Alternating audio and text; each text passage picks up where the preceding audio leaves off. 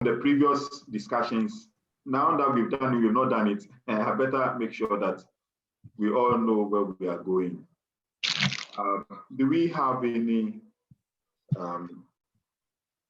issue you want me to clarify? Anything we've done in the past? Yes, Jocelyn. Yeah, good morning, sir. Good morning. Yeah, I would like to know what is the difference between a manager and a leader. Are they playing the same role? Okay, Jocelyn, before we end this lecture, you will know. Okay. All right, sir. Thank you. You certainly will know, yes. Any question on previous things we've talked about, anything that you are not sure of, you need clarity, you want me to explain? We don't know what equity theory is. Heisenberg's two-factor theory, you don't even remember we said it.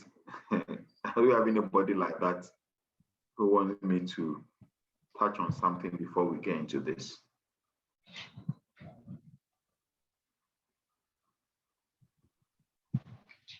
Okay. All right, so it looks like we are all on the same page. And therefore, we're going to have a discussion today from where we left off about 2 weeks ago. And our discussions is going to be on some very important theories. And I intentionally do take time on this because leadership is at the core of how well organizations perform. Organizations can have the same programs and policies in place. Similar organizations can have the same programs and policies. But what will give one an edge, apart from the human resources, it's also going to be the person who leads the organization. Okay, so Godfrey, can you mute yourself so that we are not distracted at all? Please, let's remember that we are to remain muted until we have any question to ask or contribution to make. So leadership is at the core of what organizations do. If we do not have good leaders, then we are in trouble. The kind of leaders that we have will be a reflection of how well the organization will perform. And this is very well established in literature. When you have an organization that there's no leadership being shown, the organization does not go far. But when you have an organization that has some structures in place and well thought through structures being led by people who know what they are doing, it takes the organization very far. And I remember I mentioned 2 weeks ago that as a country, where we are is a reflection of the leadership that we've enjoyed over the years. So the leadership that we have demonstrated or experienced, but we have experienced from other people or has been demonstrated by these people, is a clear indication of how far we have been, or the kind of guilt that we have been given. So anytime you think about Ghana, think about the leaders that we have had. It tells you whether we've had good leaders or bad leaders. Okay. Anytime you think about any country, reflect on the leadership that they've had.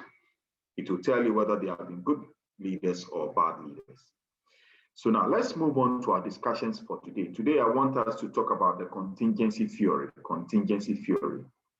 The contingency theory basically argues that there is no one style of leadership, or there's no one style of leadership that you can use for all situations. So it makes the case that contingency refers to situation. It sometimes also refers to as situational leadership. And it argues that the situation within which one has been called into will require a certain kind of leadership to be demonstrated. And they argue that your leadership capacity has nothing to do with your gender. It's more to do with what you do in the situation. And therefore, at the core of the contingency theory is the appreciation that for every situation, there may be a certain kind of leadership style needed for it to be well handled. Okay? So if you look at the first point, it says that contingency theory advances that there is no one single style of leadership appropriate to all situations. So it means that under different situations, you'll be called upon to rule out a certain kind of leadership that will give you great outcomes.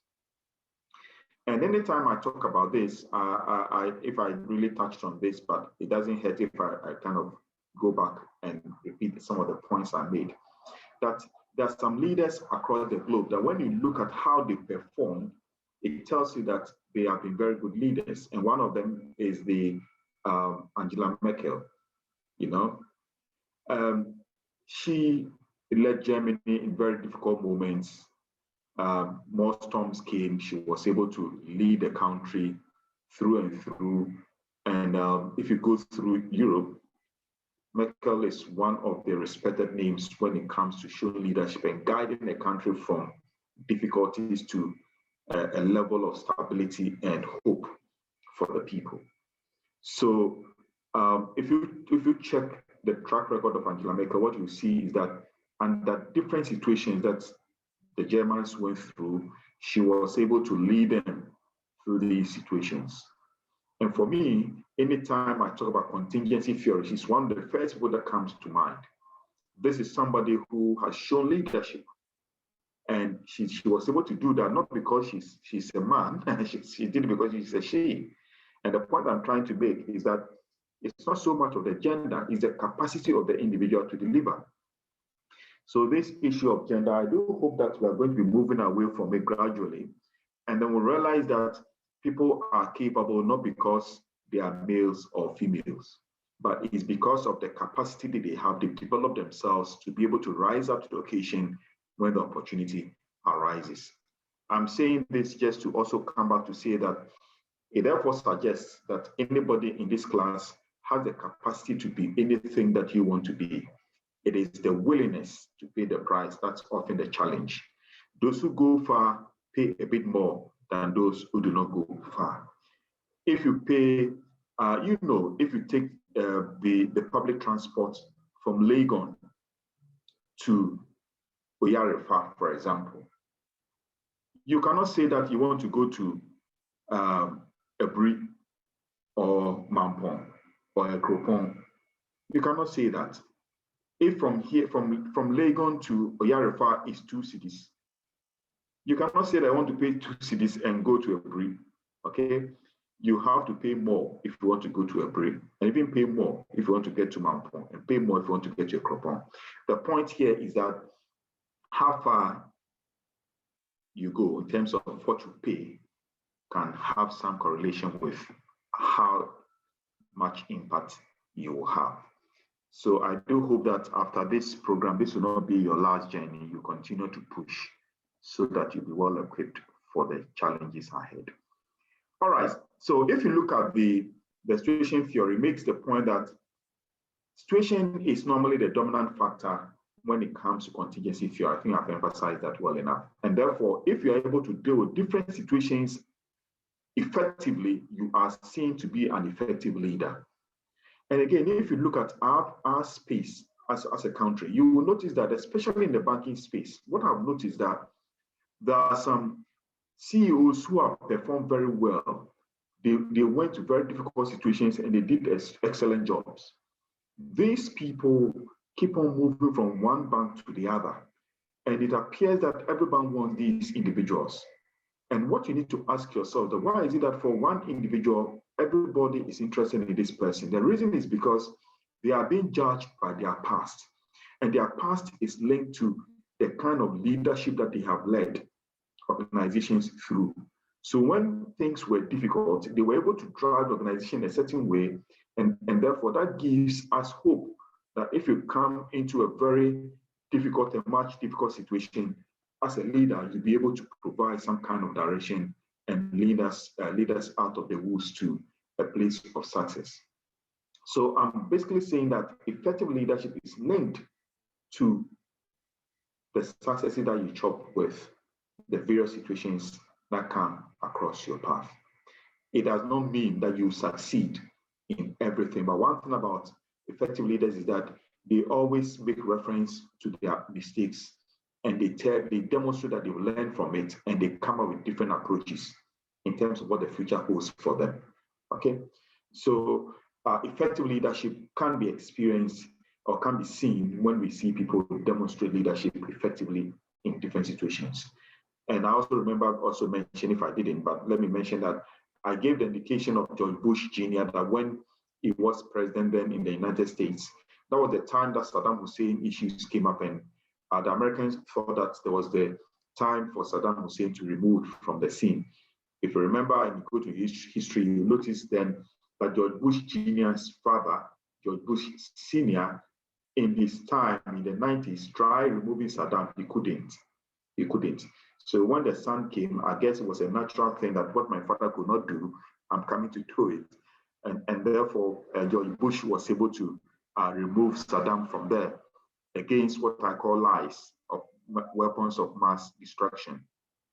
Saddam was removed, but there was no weapons of mass destruction. I have no doubt in my head that if the leaders of the world at the time, the Tony Blairs and the George Bushes at the time, had to do it again, they would not have removed Saddam. Because once Saddam left the scene, Iraq has never been stable. Okay, so when he did that, his ratings went very high. Then after that, economic situations came into the frame.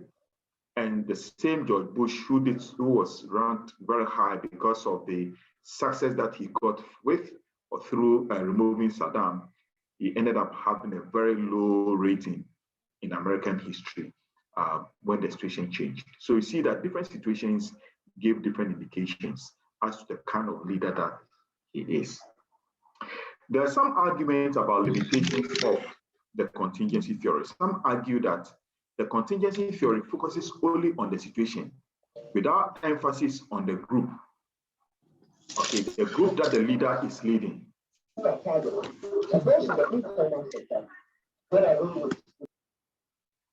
Dede, can you please remain muted if you want to?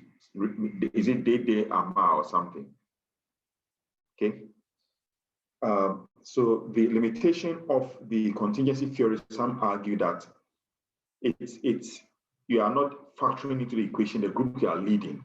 You are not also considering the leadership style that is being rolled out and in their personal behavior that is being experienced. But you see, I disagree with this limitation because the leadership style, the group and everything come together to also create a situation anyway. Okay, if you are used to leading very complying followers who follow your instructions and will not question back your authority and ask questions and all that, and all of a sudden you come across individuals who are always asking questions and challenging your authority and trying to be difficult, it is a situation. All right, so whatever the situation is, the kind of groups that you lead and the leadership style that you roll out will be part of the situation. So to say that you are focusing only on the situation as if the situation is without the style of leadership that you roll out, is not a strong argument in my view. So I have to talk about this way because obviously these are the researchers, those who hold a contrary view. They bring out this limitation. But you know that in academia, we're also allowed to bring perspectives if we share otherwise. And it must make sense. And for me, it does make sense that you cannot talk about economic situation as the only reason. If I manage the economic situation well, then I've done well. But in managing the economic situation, you are going to be shown a certain kind of leadership style anyway. See, so it's intertwined. They are not separate, they are together. So that's why I do not support this view. Then the second bit about, again, situation cannot always be used to select the kind of leader needed in the situation. Issues are dynamic. Yes, I agree to some extent that you cannot use situations to select leaders. But what is wrong about using situations to select leaders? So again, I do not. Yes, to be fair to this argument, say that situation cannot always be used. So it means that they acknowledge that situation can be one of them. But I also think that the reason why I do not agree with this is that even in the midst of your leadership activities, things can come up. Things can come up that you were not brought in because of a situation, okay? But you can also be brought up because of situation. Let me take the first bit. If you are brought up because of situation, I think I mentioned the point, if I didn't, that if you get into history, you will notice that in the 70s, okay, in the mid to late 70s, when Rawlings emerged in the late 70s, in 79. At the time, the likes of I.K. Kutua Champon and F.W.K. Akufu, who were then military leaders for the Supreme Military Council 1 and 2, were seen to run a very corrupt administration. And that was the reason why Rawlins came. Rawlins, if you go through history, you know that Rawlins was going to be killed in around 15th May, okay, because he attempted removing Akufu. Akufu removed Kutu Acheampong. Kutu Acheampong, if you go back into history, removed Buzia. But then when Akufu was on the seat, okay, the corrupt activities of Acheampong were seen to be going higher. Now, if you go back into history and you see the thing that they call corrupt, then you know that we don't have a name for it now, because the kind of thing they call corruption at the time, it's a baby thing, okay, looking at what happens in our world today. But Rawlins came into the scene because the situation at the time was that the environment was charged with high-level corruption, and we needed somebody who can come and deal with it. So when Rawlins demonstrated that he is somebody who is for the people, the downtrodden, the disadvantaged, and all that, he was able to win the hearts of the people. But that was the reason why the junior officers actually put their lives on the line to go and remove Rawlins from the cells. And then we had this June 4th revolution that took place. Okay, so he was just about 3 weeks away from death, but people, having known how he's carried himself around in the barracks and all that, felt that this is the one for this situation. So Rawlins is certainly a leader who emerged. And another thing that actually gives weight to this thinking is the fact that we know that the Ifadatis and the all these other Boachijan and all these people had power at the time. And why did they nominate Rawlins to lead them? Okay, they put their lives on the line and they put Rawlins to lead them. Why? Because Rawlins was seen as the one suitable for the situation. So the point I'm trying to make is that indeed, situations can make leaders emerge. Situations can make leaders emerge. So this argument of you cannot always use situation to select a leader is true, but also I'm demonstrating that situations can emerge and that can be the basis for selecting a leader. And that was the case of the late Jerry John Rawlins. Now, if you look at our current situation, okay, I've never had this example before, but I think I have the example now in terms of situation hitting you when you're on the seat. If you look at our current president, President Akufo-Addo, you see that when Akufo-Addo was coming into power in 7th January 2017, he did not bargain for coronavirus. I'm sure only God knew that coronavirus was going to come. And he came dragging and with a view of moving the country to a level that was going to be of good to all of us and for us to benefit. We saw the work that he did in this country in those times, 2017 up to 2019, unless you were not here. But in my mind, to be fair-minded, we cannot take it away from him. He was able to deal with the issue of doom. So for me, it was quite profound, because if you ever run a business, you understand what I'm saying. Before the Akufo-Addo government to the end of the Mahama government, the amount of money that you spend on electricity if you run a business was halved when the Akufo-Addo government came through. And I'm saying this because I run a business and I know why these things are. So it's not like a pie in the sky kind of example. These are realities. Okay, so he did something that was profound, and some of you can attest to this in terms of the electricity issues. You of course, we are not about free electricity, but the bills were not the same then. Now, so the person enters in a difficult situation, and the person is able to stabilize the situation to a level where there was some kind of relief to a number of people. Right. Then COVID hit. Now, COVID hit, and I will leave you to judge whether the situation has been managed well or not. Those of you who are political animals, and normally, if you are political animal, one of the ways I want you to note is that if you want to go far, if you want to be taken seriously in your political career, carve an image which is very balanced in your thoughts. Okay, do not allow your you should certainly not abandon your political affiliation in terms of your thinking, but learn to give honor when honor is expected to be given to people who have done well.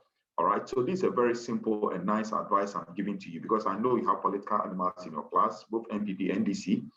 As far as I'm concerned, there are only two parties in Ghana. So, you know, these kind of experiences that we had when COVID struck, you have to go through and read and see. We read everything, so we know what we are saying. That if you checked at the time, I mean, I'm sure you heard about Ghana being ranked as the third best in the world in handling the COVID.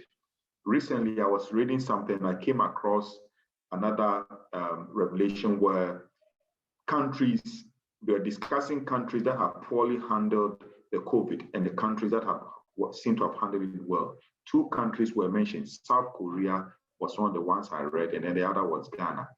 And they made specific reference to the kind of leadership that has been shown during that period. You see? And I mean, I've spent some time in the leadership terrain, but I tell you that the way this COVID has been managed in terms of crisis management is phenomenal. It's phenomenal. There are two key things that every leader must understand when it comes to crisis, okay? And there are two key words: participatory leadership and empathy. Participatory leadership and empathy. When you find yourself as a leader in very difficult moments, you need to be guided by these two key words: participatory leadership and empathy, or having a compassionate heart. Okay, so if you look at what we have experienced in this country, I think that this has undoubtedly been shown. So you see that from the difficult moments of the doomsaw to the issues of even, look at this argument about free SHS. Free SHS is possible, it cannot be done, it can be done, it cannot be done, and all that. You see different situations there, holding the bull by the horn. Some of you are enjoying the benefits of free SHS, I'm sure. Then COVID has struck. These are the things that normally, when we begin to look at effectiveness in leadership, linking it to the contingency theory, this will be a basis for assessment. Okay, this will be a basis for assessment. I remember the first time of Angela Merkel, I was doing something on leadership years back, and then in a class, and I told them that it was around an election time for her, and I predicted a landslide victory for her, and she had it. And I was able to argue my points based on the situation that she's come to deal with. Do you get the point? So what I'm trying to say is that if you look at our country, the current president, when he leaves the scene, then we will know whether indeed he was an effective leader or not. But the points I've given to you should let you know that he has shown a certain kind of leadership. And in my mind, to date, I think that she has not scored poorly at all. Certainly will never be a receipt. So it's absolutely important for us to understand that the situation that you come to meet is key. So it depends on your thinking. When you come to meet a difficult situation and you turn it around, it becomes a huge benefit to you and for your future. But unfortunately, most of us run away from situations because we do not think that we can overcome them. And rightly so, because if you do not handle it well, it can mar your future and your aspirations. But for me, if you ask me, I think that when it comes to these situations and you are more participatory in terms of how to deal with those crises, you are likely to succeed rather than to fail. Okay, so I've spent time on this because, as I said to you, leadership is fundamental as far as I'm concerned to where we are going as a country. And these applications must be brought to bear in our own world of work. All right, so now let's look at I don't know whether anybody has any question to ask on this before I move on, but I hope it's clear. I've done a bit of talking now. Do you want to ask any question, or you are happy with what's going on? All right, Bismarck, so I can take one or two questions if you have them. Sir, thank you. Sir, please, with the contingency theory, looking at the current government, it seems we've been having issues of unemployment since. But when the current government came to power, I think initialize some form of plan to curb unemployment, as with the NAPO. But it seems it was just some few people who were able to get it. Is it because the leaders were just using it to score political points, or due to the situation, they just wanted to help the youth as well? All right, Bismarck, I think that's just a quick one. I think that we need to understand that we cannot give job for everyone, okay? So that's the way we have to look at it. And some will get, some will not get. But it's better than nobody getting at all. And one of the things that for me, I think is very important is that when we use our resources, the way we are using it to help the youth, it also reduces, in my view, it also reduces the potential to mismanage as much as possible. Because when there's a lot of pressure on you, okay, you are more ideally prudent in terms of how you use your resources. One of the things I ask myself is that this money that we use for free SHS, you think about it in a quiet moment. What would have happened to that money if free SHS would not have been done? What would have happened to it? Your guess would have been good as mine. So the point is that I do not see it as a ploy. Certainly, politicians have their own dynamics in their game they are playing all the time, and you cannot stop, because politics is also like that. But the truth is that these initiatives, even to think about, one of the things that maybe it's the job I do, but for you to even think about a model like that to ease the pain on graduates who are not working, for me, it's amazing. For you to think about this kind of model, and I'm talking about it pushes me back to this issue of double track and all that. I hope the government is not backing off from the double track because of the accusation of the opposition that double track and all this. The capacity to think that there should be something called double track, some go in, some come back, and then some go back. That alone is phenomenal. Never take it for granted. But unfortunately, sometimes in the name of political points, something very good, people stay back. They don't implement it through. I do think that perhaps the difficulty that we have now because of the placement that some are going through is because the double track has been phased off to a large extent. I hope that there'll be a reconsideration of this. And if he has to come back, so be it. It's better to give people their choice than to send people to where they have no interest in. Because we have a culture to protect. If I went to a certain school, I may want my kids to go there. Okay, so if I'm sent somewhere else because of politics of double track, and people are forced to go where they don't want to go, then our choices are being taken away from us. But back to Bismarck, your point. The point is that I do not see that as a political game in the sense that even if it is, you cannot find job for everyone. But for me, it's better to ease the pain of those as the few that can benefit from it than to allow everybody to go through pain.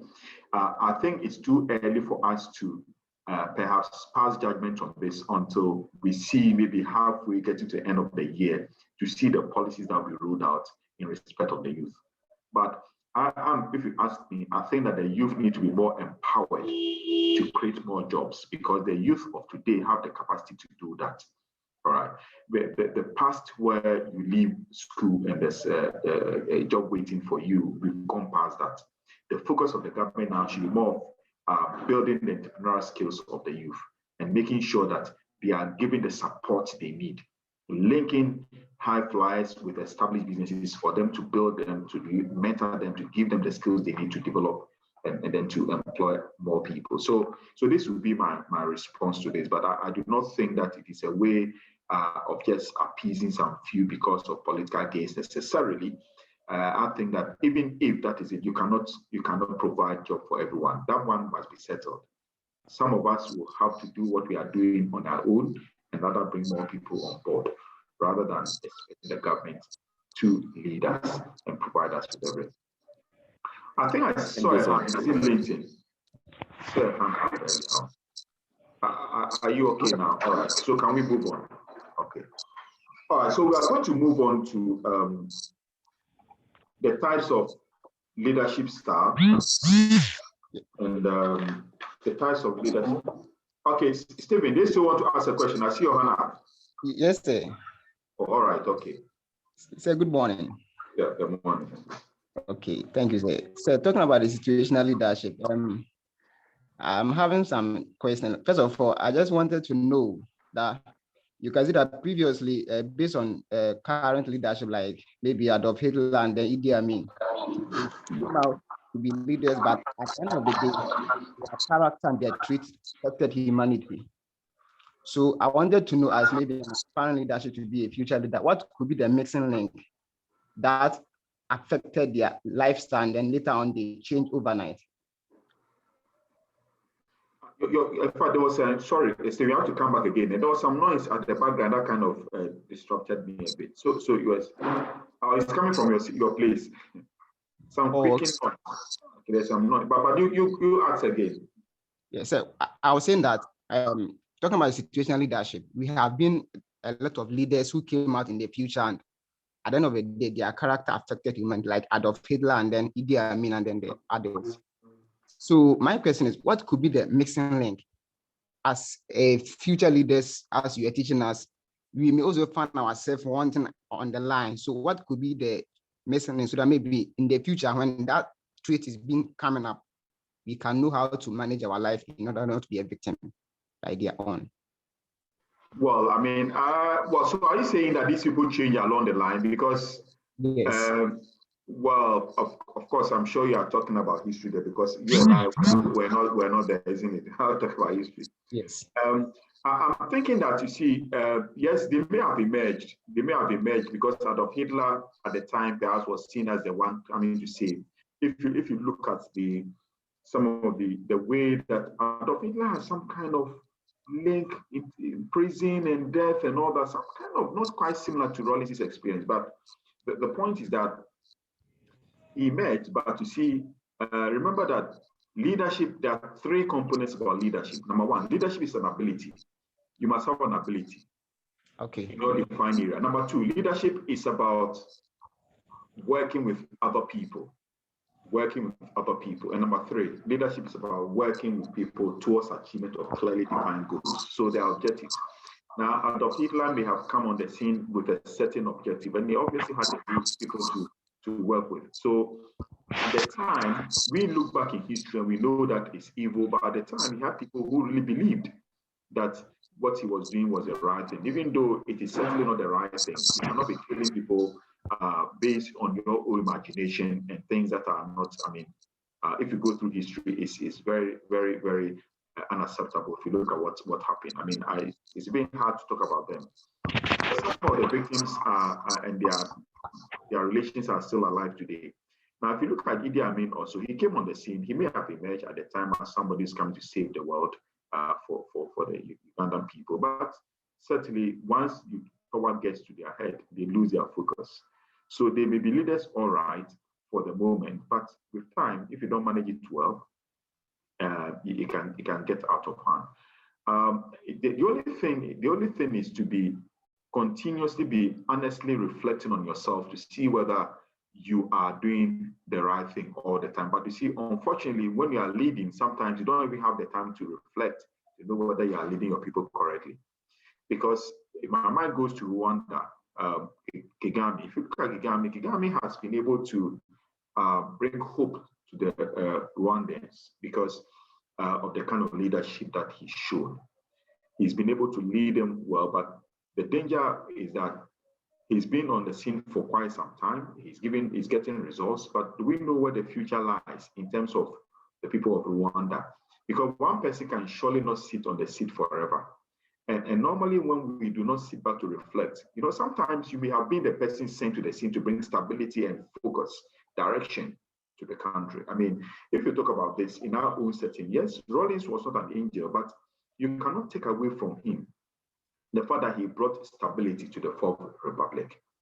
Can you imagine when he was about to leave, if he didn't leave?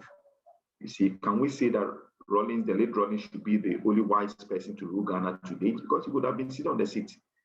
You see, so the danger about leadership sometimes is that sometimes when you believe that you have a mission to accomplish a purpose, you must know when to leave the stage when the time comes.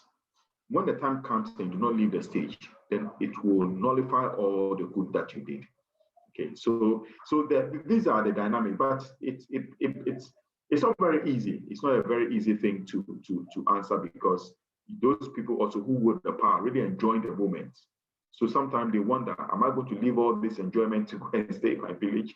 And I think that these are some of the challenges. But I would say that it all depends on the leader who looks into himself or herself all the time to find out, is it time for me to leave the stage? And if it is, you must be very, very honest with yourself and leave the stage. The more you stay on, look at how Mugabe did. Mugabe came for a purpose to do something for his people, but after that, he never left the scene. And the end was very bad. Until now, you see that even Zimbabwe continued to struggle. So bad leaders that we know in history, sometimes they started well, but they never left when they were supposed to leave. And the more they were in charge, the more they thought that they were more equal than somebody else. Yes, Alice puts it well, the power corrupts and absolute power corrupts absolutely. So yes, with time, as you continue to feel you are in charge, you end up losing your focus. It's only when your end comes that you realize that you could have stepped out, left the scene when it was due for you to have left. So anyway, Bismarck, I'll take your last question, then we have to move on. Okay, so can we link this to like personal attitudes? Because looking at Nelson Mandela, Mandela did very well. When it was his time to leave the scene, he left. And with even the late Rawlings did the same. But some of the African leaders don't want to do that. Is it their personality or their attitude? Well, I think that it's more or less the point I made earlier on that. It depends on the individual in person. I think it's your understanding of your calling, you see. It's your understanding of your calling. And the example you gave was very good about Mandela. Mandela served the purpose. He was in prison for so many years. He came back, he led his people out of the difficulty, and then he knew it was time for him to leave, and he left the scene. So it has to do with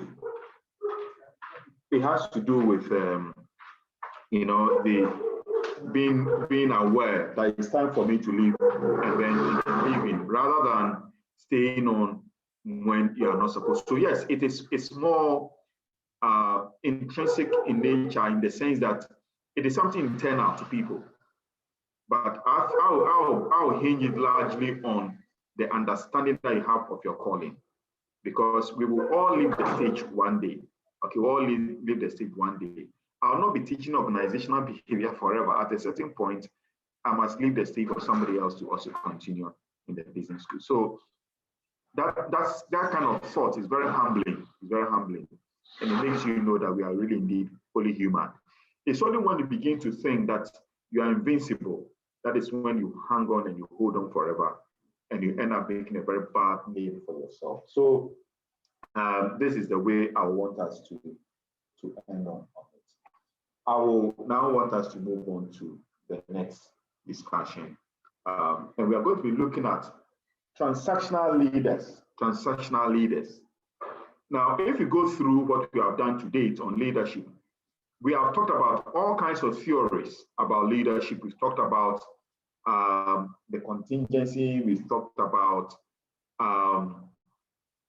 we've talked about situational leadership. We've spoken a bit about visionary leaders, inspirational leaders, and all that. We are going to be talking about transactional leaders. Now, the transactional leadership debate running through to transformational leadership and all that we'll be looking shortly. These are at the core of leadership. These are the core of leadership. When you go through literature today, one of the things you will see is that we talk more about transactional leaders, transformational leaders, and other kind of approaches that I'll be referring to. So if you remember when we started discussion on leadership, I mentioned that we will get to a point where I will let you bring your mind to the kind of leadership today in literature that is talked about. And the first one is transactional leaders. Transactional leaders are the kind of leaders who believe that the leader-follower relationship is more of an exchange. They emphasize transactions and exchanges.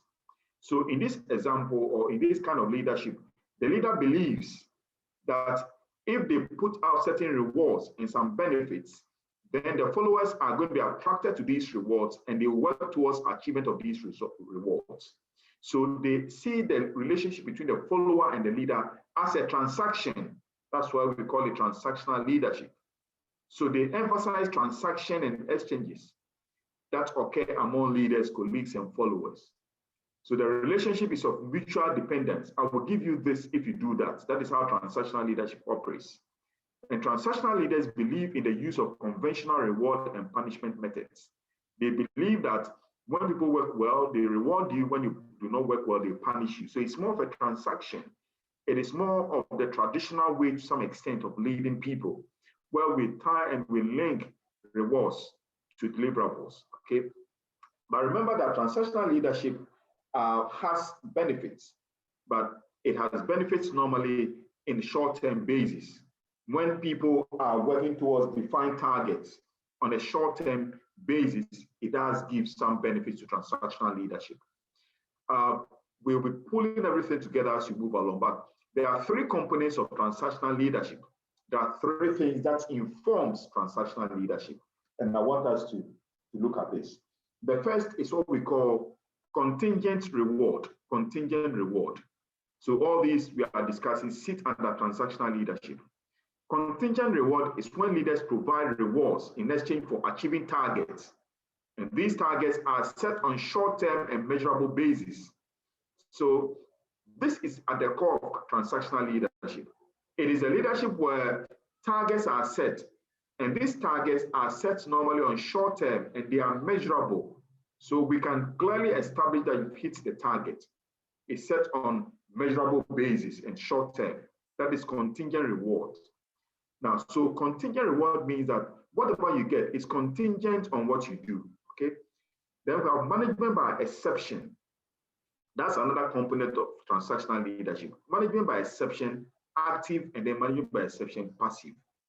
Management by exception, active, is explained as the approach used by these type of leaders, where the leader monitors the works of the follower.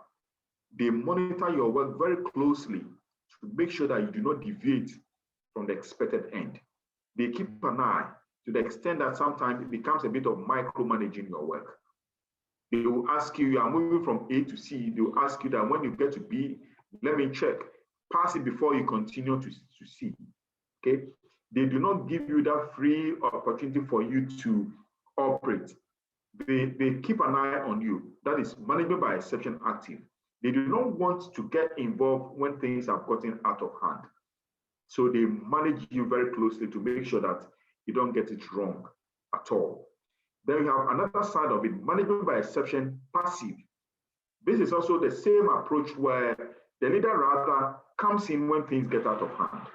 So the leader will allow you to operate and only comes in when things get out of hand. That is management by exception, passive.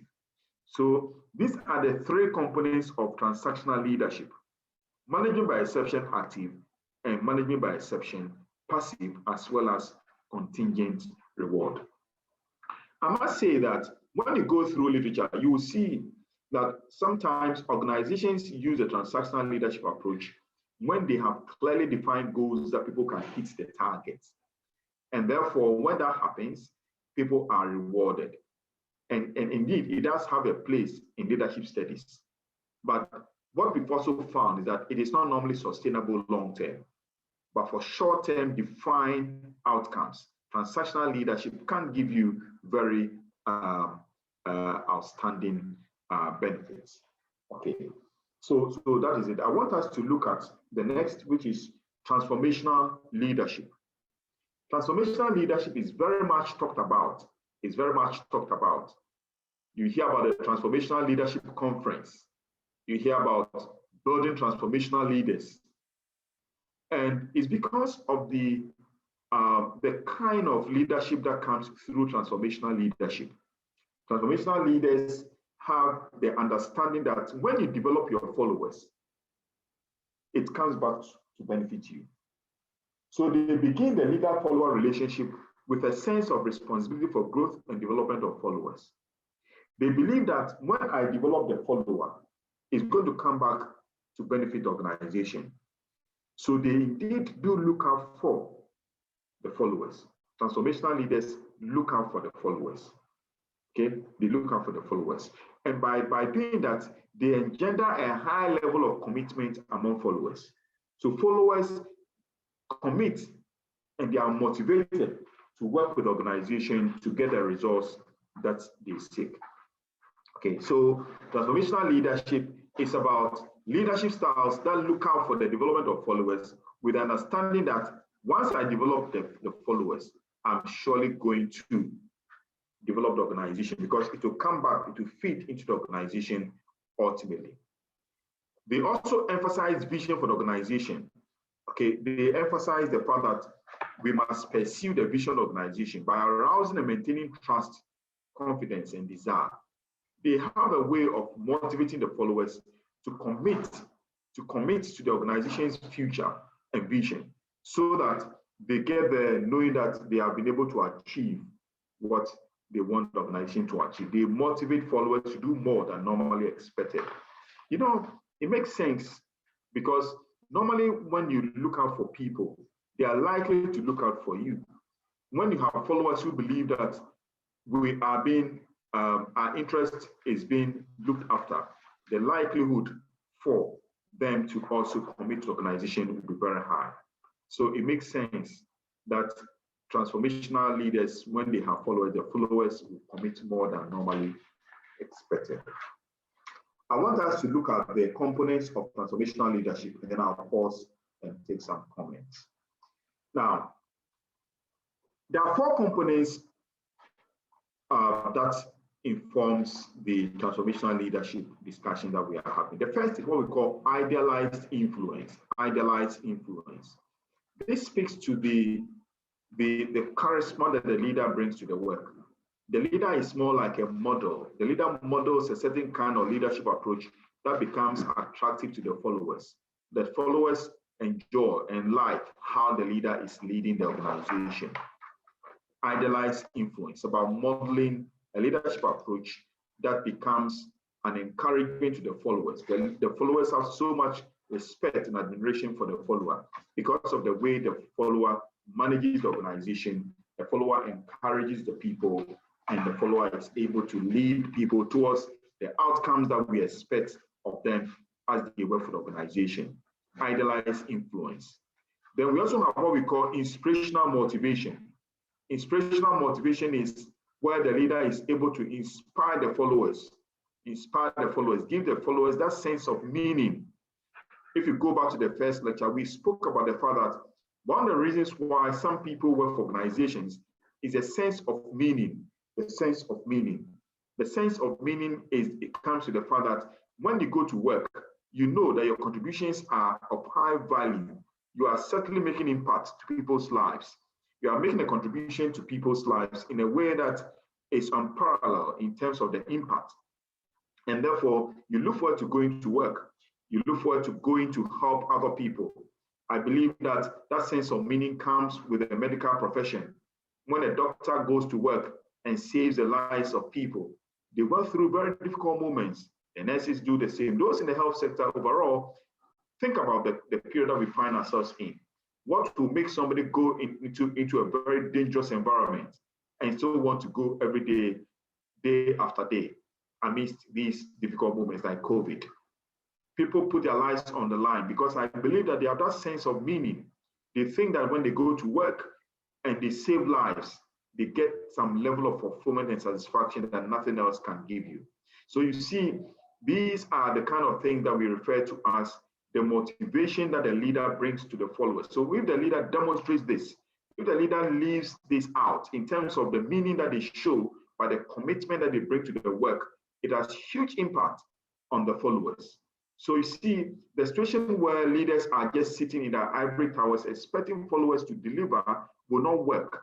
We want to see the leader lead the show, drive the process, and ensure that people fall in line, because ultimately they look up to you. So if you are leading it, they are likely to follow you as you lead the organization.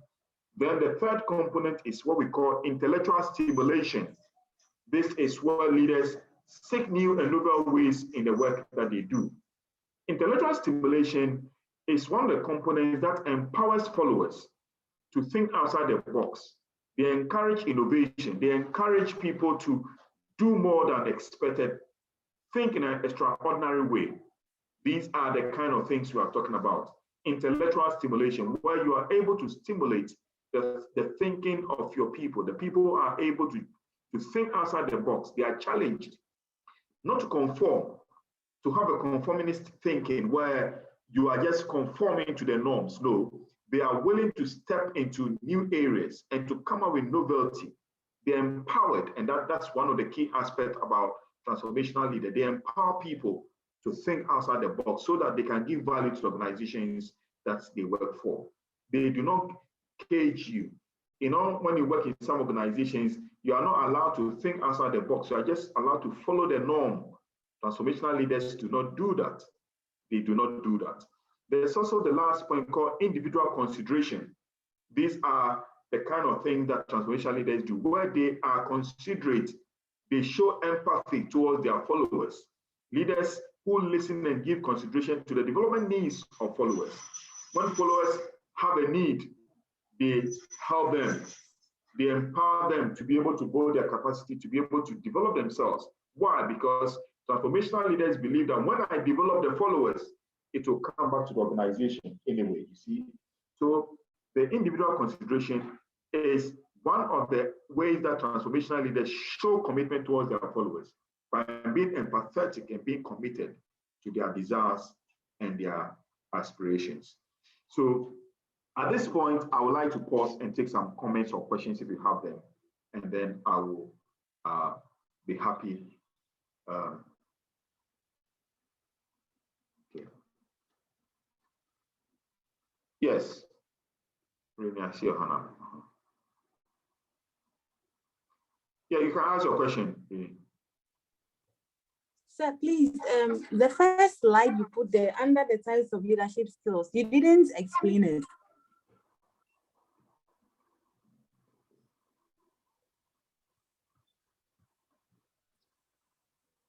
All right. Okay. So, all right. So thanks. Let's get this, and then we'll come up. Any questions or comments on this, please? Any questions or comments on this? All right. Okay. So let's go back. Okay. So you see, this is a slide that my attention has just been drawn to that we did not look at. Types of leadership styles. Again, there was a work done by Hesse and Blanchard. Hesse and Blanchard came up with the fact that there are 4 types of leadership styles: telling, selling, participating, and delegating. And basically what they say is that, you know, you're a leader because you have followers, okay? You cannot be a leader without followers. Remember that. So what they came up with is the thinking that when you have followers, you can have different types of followers. You have followers that you can rely on 100%. There are followers that need a lot more support than others. And he says that, these researchers say that when you have followers who require high level of guidance, your style must be telling. When you have followers who need to be directed actively, you know, you do a lot more telling. Okay, they cannot normally take responsibilities on their own. They would like to follow, but we say that they are low follower readiness. When we say follow, they follow so that they can be of help to you. But their readiness in following and helping you is low. Okay, when it happens, you are always instructive. You tell, you do a lot more telling. You do a lot more telling. Now, it's just like you have a child. If you have a child and the child is younger, you are a bit more firmer and you do a lot more telling, don't you? You do a lot more telling as to do this, do that, don't do this, don't do that. You do a lot more telling. You are much more firmer. But as they grow, you vary. You vary. You begin to sell. How do you sell? You still can tell, but when you tell, you recognize that they can come back and say that, well, I heard what you are saying, but I do not agree. Okay? They can bring a perspective to it. So it means that you are now shifting from being a telling person to now selling. When we say selling, it's like negotiation.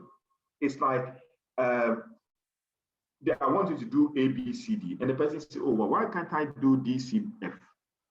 I think that is better than doing A, B, C, D. And sometimes the follower can be right. So it means that the follower has now grown to a level where they can bring some kind of contribution to the discussion that we are having. You see? So it's not complete telling. The difficulty with most leaders, or the challenge that most leaders are not able to deal with, is that all they know is to tell. They tell everybody. But according to these researchers, you must know when to tell. You must know when to sell. It's like somebody joins an organization as a national service person. They may be very green, very new to the environment. They need a lot more instructions and direction. You are more instructive as to what they should do and what they should not do. But with time, as they get to understand the dynamics of the workplace and they begin to know how things are done, you must acknowledge that you can say something and they may talk back and say, boss, good idea, but I think we can improve it in this other form. That is selling. They are now willing to follow, even though they are low to moderate follower readiness. They are willing, but they are unable to take responsibility. They have something to offer, but they cannot be left on their own to get on with it. Okay? Then you move on to participating. That is where they actually grow in moderate to high follower. They are able, but sometimes they be unwilling to do what the leader wants. Now, at this level, what these researchers are saying to us is that you are dealing with followers who can do the work, but sometimes they are not willing. Now, the times that they are not willing, it may be times that they are not so sure that they can actually do it. You see? So I'm sure you may have come across somebody who started in a way at level 1, they could do a little bit. At level 3, they can actually do it. But when you push them a little bit, they are unwilling because they are not sure of the new terrain that they have to step in. And therefore, at that time, the leader must participate. The leader must be with the person. For sometimes, all that you need to give the assurance that, look, you start it. If you have any difficulty, you can always come to me. I'm there to guide you, to give you direction. And sometimes the things that they feel they cannot do, they end up doing it because they know that they have the backing, the support of the leader. So anytime the leader participates, these unwilling followers become willing because they know that with this person around me, every problem will be solved. You get it? So that is the participating. Then the delegation is the high follower readiness. This is where the follower is now really becoming like you. They have it to a large extent. They understand the job, they are willing to do the job, and they are capable of doing the job. So that is where we delegate. When we delegate these to these people, we know that the work certainly is going to happen. So these are the 4 types of leadership styles as advanced by Hesse and Blanchard. And the point I want to make about this is that as a leader, you should be able to vary your leadership styles depending on who you are dealing with. That is a very nice way of we being told that you cannot be telling. To some extent, some people even tell even their colleagues. They are autocratic when they are dealing with their colleagues. You know, you are the same level and you have now been made the head of the unit. Now you disrespect your colleagues because you are the boss and you tell everybody without any kind of respect for them. You need to be careful about that. The minimum you do is be able to sell, to just engage them, get their opinion on the matter, and then take a decision. Of course, the buck stops with you. We will not take that away from you, but it's important that you do not tell everybody because some people can be told, but some do not need to be told. Theophilus. Sir, when 2 leadership styles or systems collide and then hinders development, what do we do? I'm citing an example. A parliamentarian has been elected and sworn in to serve to make laws that would enable the comfortability of the country. Now, a party also has an agenda that is contrary to the development of the nation. And a party stalwart comes to attack the parliamentarian for not adhering to the party's agenda and then doing. Now, the citizenry are the ones going to suffer. What do we do in this? Douglas, it looks like you have a very real example, and I'm wondering why you are not saying it. One of the things that we train you to become is be bold, okay? You have to be bold. We are only going to live once, okay? So we cannot be fearful. We're only going to live once. So do you have a real example? Are you talking about NDC, MPP, or something in part? You can mention so that we bring it to life, so that we can all, because we all live in this country. So the way you are talking, there may be some real example. Please give it. So by motivating me as a leader, I'm now putting my bold cap on it. Okay, good. So Sami Jemfi attacks NDC leadership in parliament for not sticking to their party's plan. Now, they were elected into parliament to come and serve the good of Ghanaians.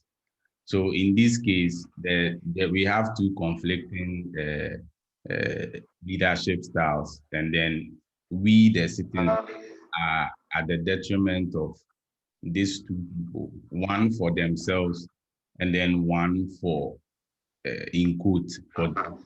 So how do we make headway as a country in this case? All right, okay. So, well, I'll take this at two levels. The first level is that, number one, as I said to Theophilus, anybody in this class, you need to know that you are acquiring knowledge so that we can be of more help and use to our country. And of course, to ourselves first before our country. So it's very important that we are not fearful at all. We have to be able to make our points loud and clear. Sami Jemfi was not afraid when he said the thing that he said, which I obviously do not agree with him on how he went about it, but he did it.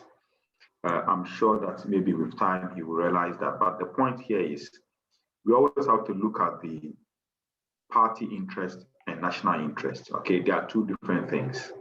There are two different things. Sometimes you have to look at the national interest and the party interest.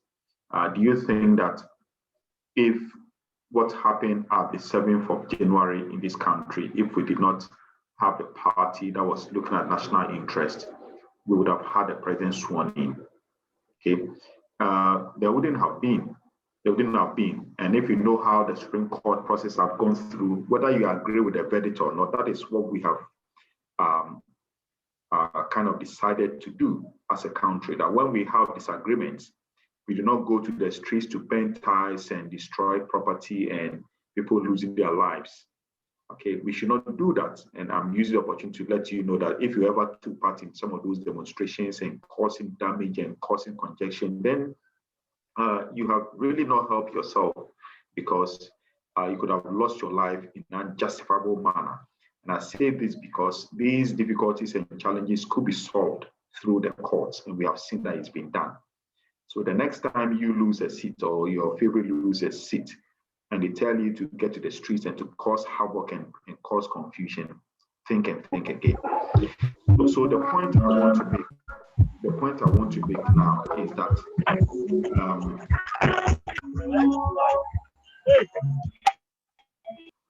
the person who has been made a co-host, if there's a noise like that, just remove the person from the class.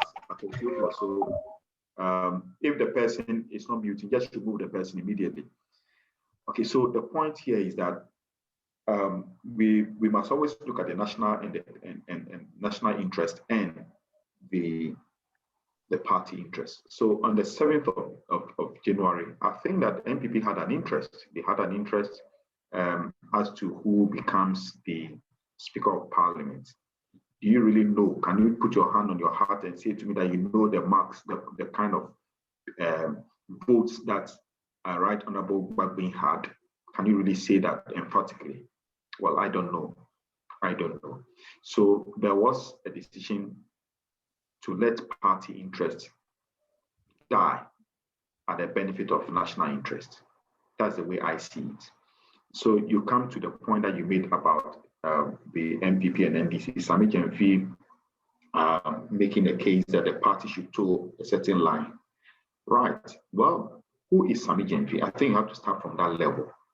We are not talking about even the chairman of the party, Prof, and all that. I know that Asiedun Keja made some noise and all that, but if there's somebody to call for a certain direction to go, it has to be from Chairman Prof, because he is the one that the party sits on his laps. Okay, I've never heard anything about them calling for Parliament to go in a certain direction. So who is Sami Gyamfi to disrespect the parliamentarians who are there, having won a seat? Try winning half a seat in your constituency and you know how easy it is or not. Okay, so to start with, he cannot impose the party's will. So the party has a position, but at a point in Parliament, he wasn't there. He did not know the discussions that went on.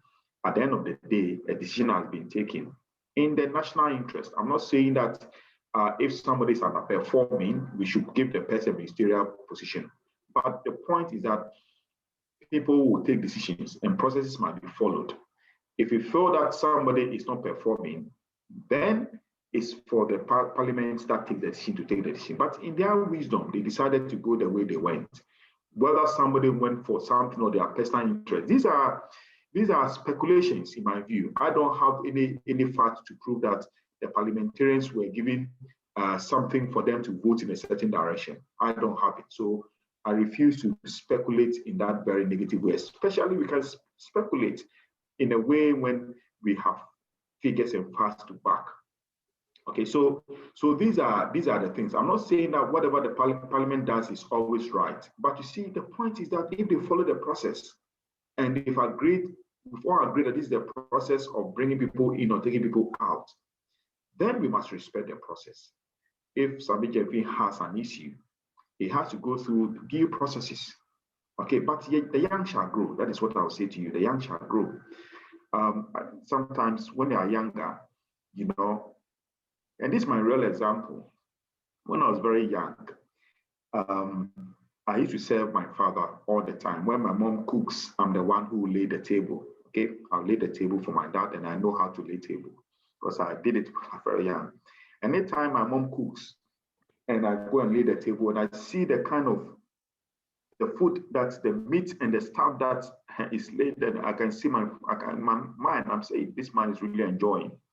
Okay, but when you grow and you also get the table laid before you, then you realize that all the meat and the thing you chew onto something. The point I'm trying to say is that the young shall grow. Sometimes when you may have a thought, youthful exuberance, you can have very good reasons, but the way you communicate it. I thought that once we mentioned his name, is very disrespectful to disrespect somebody like Haruna Idrisu, to disrespect somebody like Right Honorable Baah.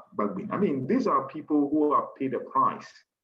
Okay, I'm not suggesting they are angels, please. I'm not saying that. But we have a culture. Who tells you that the Western culture of speaking to people because you think you have a right is our culture? We refuse to accept cultures that are not in line with our cultures. If you lose your culture, you lose everything. Absolutely important for us to know. We can learn from the West, but we must also not throw the baby away with the bathwater. In trying to make a case, he could have still made the case without necessarily going the tangent that he went. The so-called party interest, what does it mean? Are they saying that our Kumsin should be set aside for somebody from NDC to be given a job? I'm not sure that's what they are saying, but perhaps somebody else. But if in the process, because remember there was a vote, so the vote could have gone anywhere. So if the vote had gone against her, would that be an issue? You see, that is the way we must think. When we do not balance our thinking, sometimes you can make a fool of yourself. So it's absolutely important for us to understand that when national interest and party interest conflict, national interest must reign. Okay, I'm not saying that everything that went on is perfect. That's what I'm saying. But you must also work with certain principles and certain standards that when the two collide, national interest must prevail. So I see some comments here from Eugene, very objective opinion according to Bright. I can't hear anything. Is it only my end? Daniel, I think it's only your end. Yes, so really called me attention to touching the slide. I've done that. Eugene says, yes, Chief. Lots of love from Na, and then Baah Kwesi is all over the place with his hand in the air. I don't know, very objective. Well said. So the point here is that you see, please, and if I don't do anything at all to you, I have a lot of confidence in my students, you see, because I've seen all kinds of students and had the opportunity of teaching all kinds of powerful people. Okay, I got somebody called me last week from one of the military bases and was introducing himself as a colonel and all. And the way he was talking, I told him that, look, I have a major general who can call you to order if you choose to go the direction you are going. You better stand attention before I send you to where you don't want to go. The point I'm trying to make is that once you sit in this class, the sky is the limit. For me, I believe it. So we need to be able to be very balanced, some of our thoughts that we have had, and that the right way is to unlearn some of the views that we have that are not objective. Let's be very fair-minded in dealing with people. And once you mentioned Sami Gyamfi, I'll come back to this again. All right. So that is fine. But yes, I know what you mean by your hand up. So not a problem at all. All right, Bismarck, did I see your hand up again, or was a mistake? Yes, sir. It's about this issue of NDC and MPP. I think with the leadership style by Halsey and Blanchard, can we attribute what Sami Gyamfi is doing to maybe a combination of these styles?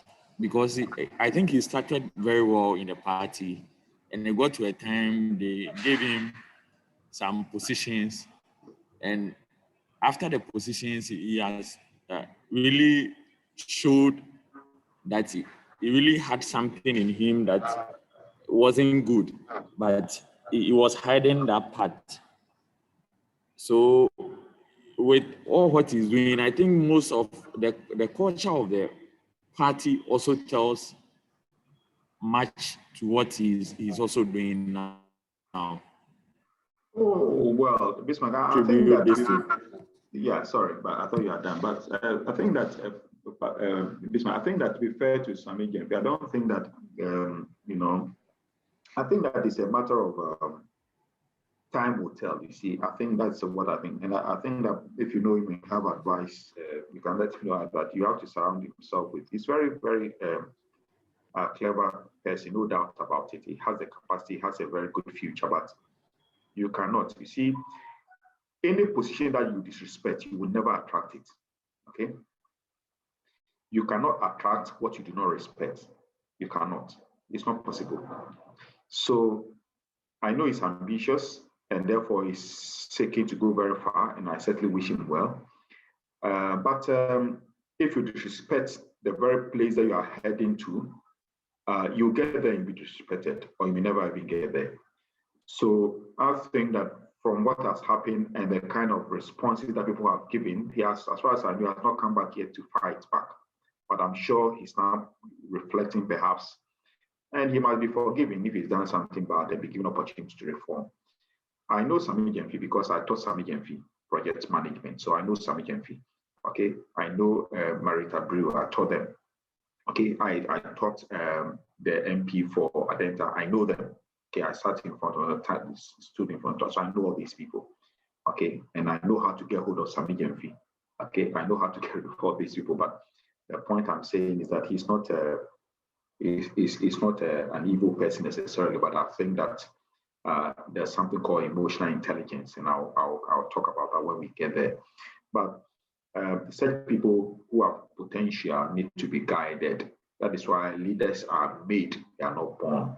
They have potential. The leadership potential might be guided, they might be well led, so that they are able to offer something to the organization. We should not necessarily demonize them, but we should tell them when they get it wrong. And it's their responsibility to correct that wrong. If they do, they go far. If they don't, they can't. So somebody says that, Prof, what about if your personal interest conflicts with requirements of the leadership style in a certain point in time? If your personal interest conflicts with the requirements of the leadership style, it's not very clear to me, but the issue of conflict of interest must always be managed well, and it brings to mind the corporate governance. The essence of corporate governance is to ensure that there are clear interests, and that's the work of the board to make sure that direction is well given to management as they seek to deliver to the aspirations of shareholders. So these are, this is the thought. It's not very clear to me, but if you want to come back, you can. So Matilda says, a very deep statement, Prof. You will never get to a position you disrespect, or you will get disrespected. Yes, that is exactly the case. So I want us now to move on. If there are no comments and questions, we can move on, but I'm very happy to take any comments or questions. I want us also to look at what Yogel also talks about in terms of transformational leadership. It makes a very interesting submission here that transformational leaders, they articulate a clear and appealing vision. They articulate a clear and appealing vision. Okay? It means that they are very clear in their minds. They are very clear in their minds. They know what they want, and they make it attractive for you to commit to it. Have you ever worked with somebody who you are so passionate working with this person, you don't know what the end will be, but you are somehow believe that there's a certain end? Okay, that's what transformational leaders do. They articulate a clear and appealing vision. They make it attractive for you to want to be part of it. Okay, so you see that it means that the transformational leader will explain to you where we are going and make you become part of it and believe in it. They explain how vision can be attained. That's another point. If I'm taking you somewhere, then I should know how to take you to where I want to take you. I should be able to explain to you how the vision can be attained. And that's what transformational leaders do. They act confident and they are optimistic. They are optimistic. It means that the glass is half full rather than the glass is half empty. And they inspire their followers, knowing that they can do it. See, they express confidence in followers. They do not demean followers. They do not demean followers. Okay, so it's important that you inspire your followers. If you have children, you should be able to inspire them. When you learn these things, I want you to apply to your own life. Inspire confidence. You know, your son or daughter is not doing well, and you run them down and you expect them to rise up. It's going to be a challenge, isn't it? You must let them know, find ways of inspiring people and building people's confidence.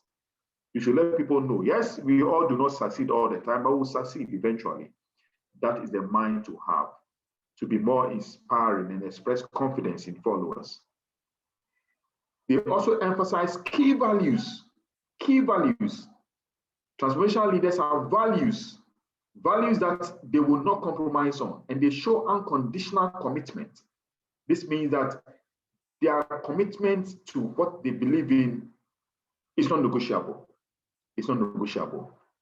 See, so they are values. They hold by certain values. What they believe is not good, it's not good. You know, there's some strong link between transformational leaders and ethical leaders. Very, very strong link. They lead by example. It's not a case of do what I'm saying, but not what I do, but they do what they say.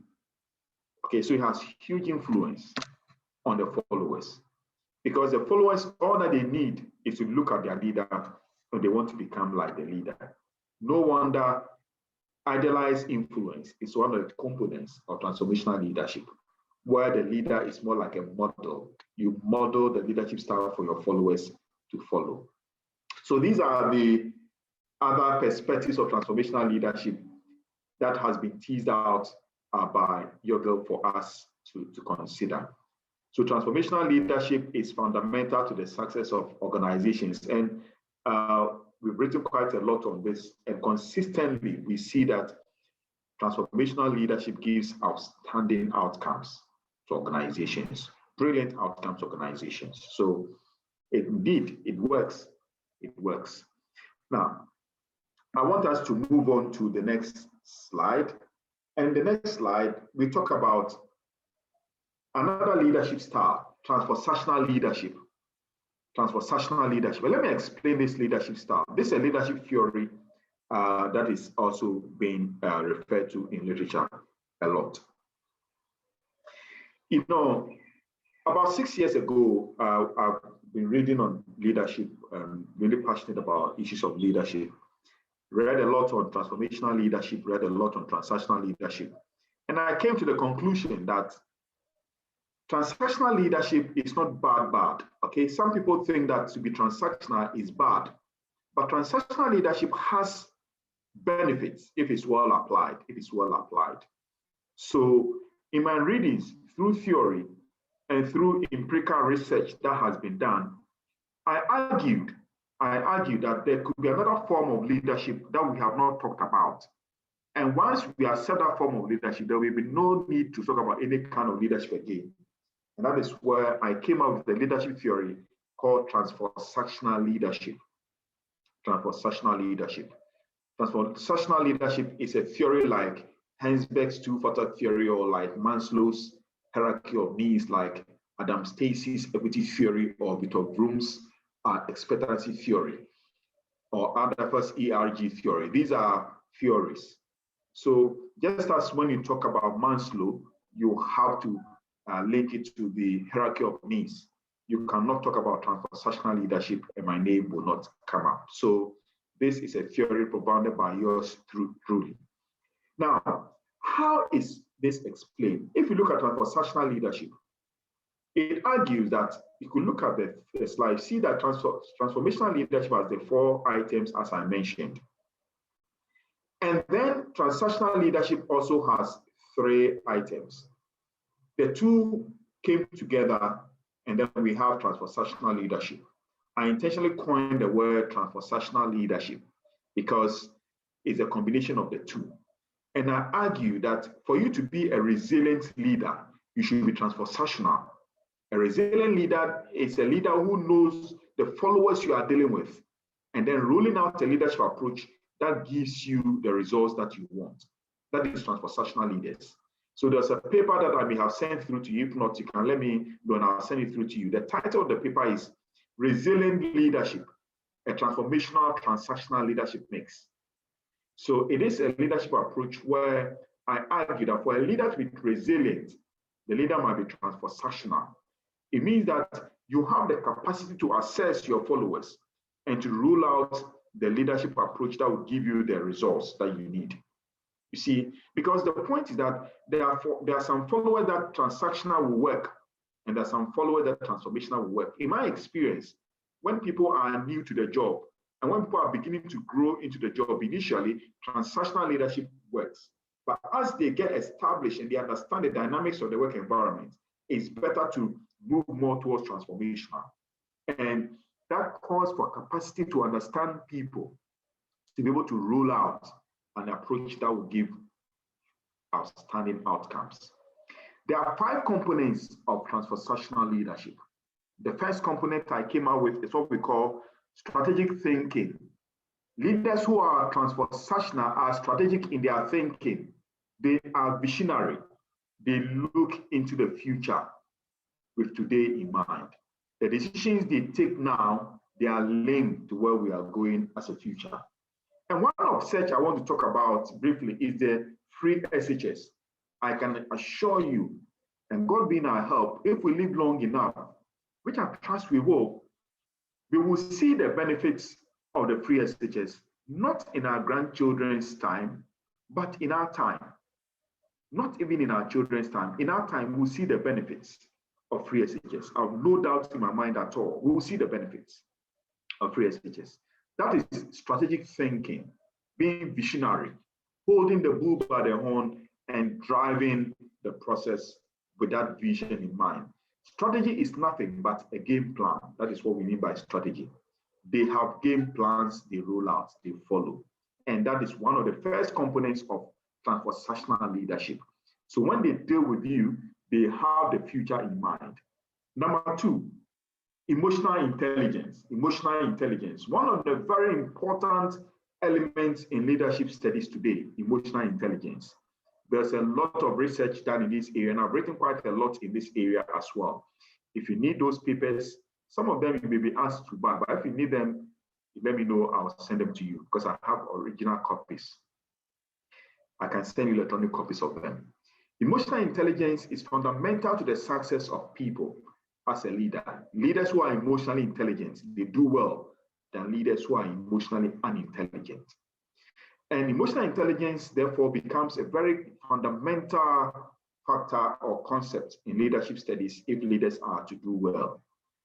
Okay, and I mentioned that the young shall grow. Some Jamfi one day obviously become more emotionally intelligent and you know when to say what and when not to say what.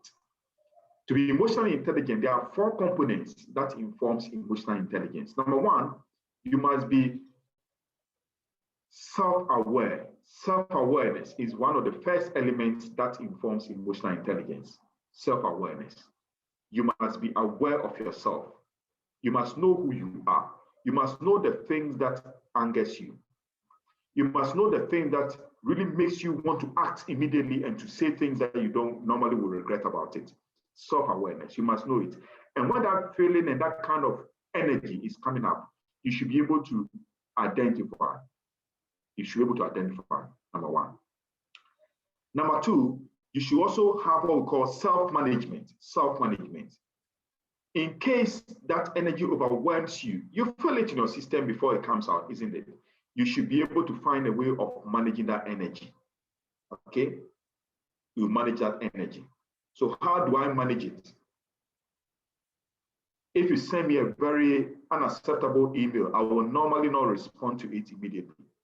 I'll leave it for about 24 hours, no matter how important it is. It's one of the ways to manage self. If that thing is going to take you off, and sometimes when you come back and you look at it, it's not as you thought. That is one of the ways you manage yourself. Okay?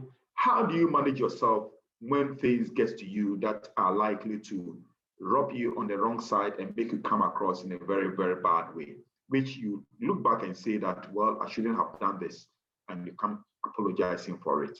Self-management, you need to know that, and it takes determination to be able to manage yourself. Number 3, we talk about social awareness. Social awareness. Social awareness is the kind of skill that makes you aware of the environment within which you're operating. The environment within which you're operating can make you act in a way or not act in a way. So if you're on social media, you might be aware of that environment, that your comments in your submissions will reach the whole world.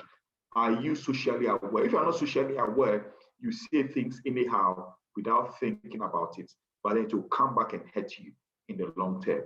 For your information, the organizations these days, that when you apply for a job, they will ask for your account. They will ask for your social media, some of the accounts they want to check to know your comments on social media, because it gives them that comfort that we are employing the right person or not. Certainly, if you are into the hospitality industry and you want to work as an air hostess and all these associates, some of these airlines will make a demand to check some of your comments on social media. I'm sure you are aware also that there are some individuals who have not been able to get access to certain countries just because when a check was done on the social media, the comments that they passed about people in a very, very negative, extremely negative way affected their chances of traveling to other countries. I'm not suggesting at all that you have to travel to be successful, but sometimes some of you think that if you don't travel, the world will come to an end. This is for those people. So social awareness is very important. Be aware of your environment. Be aware of your environment. Any environment you find yourself in, be aware of your environment. Okay. So if you are aware of that, you are careful what to say and what not to say. Don't say that for me, I say what I think, irrespective of the environment. Yes, you can say what you think, but after it all has calmed down, that will come back and hurt you. Then we have what we call social skills. Social skills is where you are aware that people work with people, and therefore it's important to build very good rapport with your people that you work with. You should be able to work with every other person that you have to work with. Now, we do not go to work to make friends. So you should not say that he's not my friend or she's not my friend, so we don't get along. You must be tolerant of people's views and learn to work with them. You must know when to say thank you. You must know when to say please. You must know when to be civil in engaging with people. That is social skills. These are the 4 components that informs emotional intelligence: self-awareness, self-management, social awareness, and social skills. And transformational leaders are emotionally intelligent. They will know who they are dealing with, and they will know when to say what. That is one of the very important elements in this theory of transformational leadership. Number 3, adaptation and change-oriented. This refers to the leadership style where the leader knows when to change. The leader is able to adapt. The leader does not operate as if what we have done in the past can never be altered. Life is dynamic, and as we move in the range of leadership, in the direction of leadership, you must know that sometimes you need to adapt to match the environment within which you find yourself in. So adaptation and change-oriented mindset is the hallmark of transformational leaders. They do not keep to the old ways of doing things when there's clear evidence that the new ways of doing things gives you the best and the better option. Number 4, learning. The leader who stops learning stops living. The day you stop learning, that will be the day you die. So when you are living and you are not learning, you are dead. So leaders who are transformational, they learn, they assimilate. They do not think they know it all. Nobody knows it all. Even though I hold the view that you must know what you know, what we know are defined in certain areas. Okay? You must know what you know, but you don't know everything.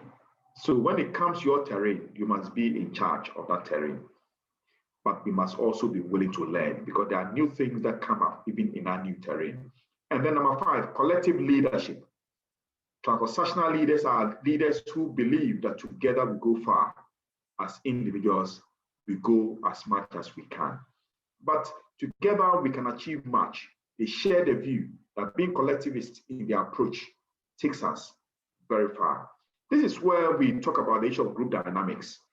Having to belong to a group where you have acted in a way that you normally would have done on your own, but because you are part of the group, you find it much more easier to act in that manner. When we are collectivists in our approach, we go far. Together, we work as a team. The team can take organizations further into the future than individuals working on their own. Haven't you seen, and anytime I talk about collectivist approach to work, my mind goes back to the days of David Beckham, Rodney, Terry, Paul Gascoigne, Paul Scholes. These are renowned footballers in the English team. These are stars and gurus in their own right. But when you put them together, they never work well as a team. And that is why, even though they have fantastic players at the time, they never won massive laurels because they were not collectivists in their approach. So you can be a star on your own, but when you bring stars together and they work as one, they go very far. And these are the arguments that I make in transformational leadership. So at this point, I would like to pause. If there are any, I see that there are a number of comments here. Eden, okay, Eden, let me take your your question and then read the comments. Okay, so good morning. This is not a question, it's just a suggestion. The same way we have a Darwinian theory, we have the Maslow's hierarchy of needs. I think renaming your theory from transformational to the Dartey theory on leadership will rather do more justice to this novel theory, say. Just a humble suggestion. All right, Adam, thanks very much for that suggestion, and we'll look at that. But thanks very much. Okay, I think there's some other hands up. Okay, any more? Okay. Okay.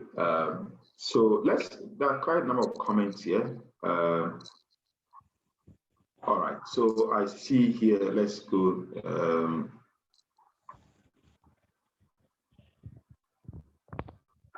Okay, so Adam is also showing some signs there. Then we have Naomi also modeling, and then Rini, then free SHS, when we come and roll it out in Northern Ghana, we've seen the benefit. One benefit is how to communicate in English.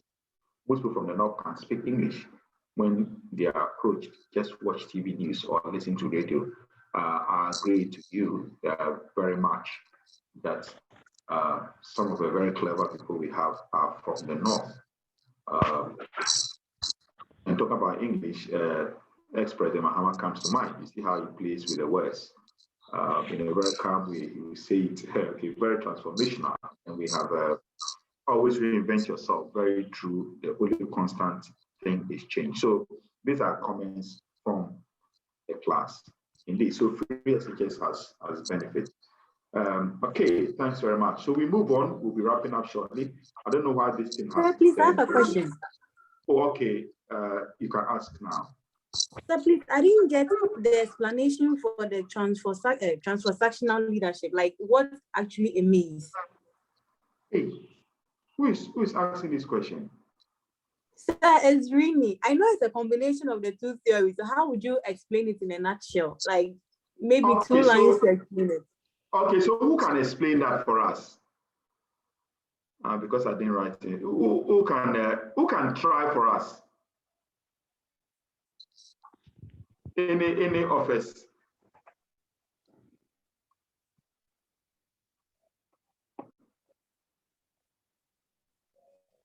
Okay, so let's come in. All right, Adam, yes. Yes, sir. So just by looking at the various characteristics or the features you listed under this particular theory, it says that to be this to good extent. So as a transformational leader, you should consistently be strategic in your thinking. So you put out visions and always looking forward. I mean, these are the things that make you a transformational leader. Emotionally, you should be very intelligent. Your EQ should be high. Know how to handle yourself, being self-aware in all situations, and not just do things just as they come. And then be adaptive to change. Life is constantly changing. We say change is the only constant in life. So as a transformational leader, you should always be ready to adapt to the changes that are coming up in your leadership role, and also learn and always keep learning. So these are the qualities that when you are a transformational leader, you put forth in your daily dealings or doing of your responsibilities. Okay, thanks very much. Okay, so let me come in and also add a bit to it now. So basically, really, the question you asked, transformational leaders are leaders who have the capacity to be able to assess the kind of followers that they are dealing with and to quickly rule out a leadership approach that will meet the needs of their followers, mindful of the objectives that organization is seeking to achieve. I have a full paper on this one, so I'll be able to send it through to you. But as I said to you, when it comes to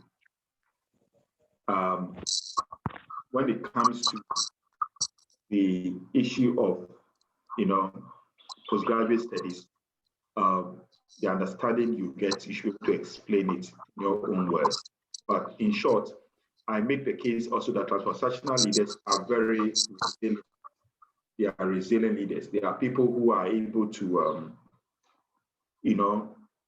understand followers well and quickly provide guidance and direction.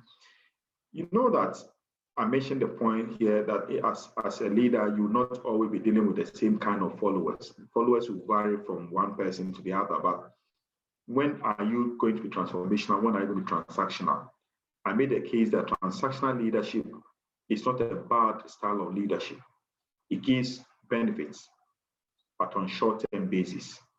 Transformational leadership is more encompassing in terms of developing people with a view of getting into the future. So transformational, in fact, you can explain in so many ways what is transformational.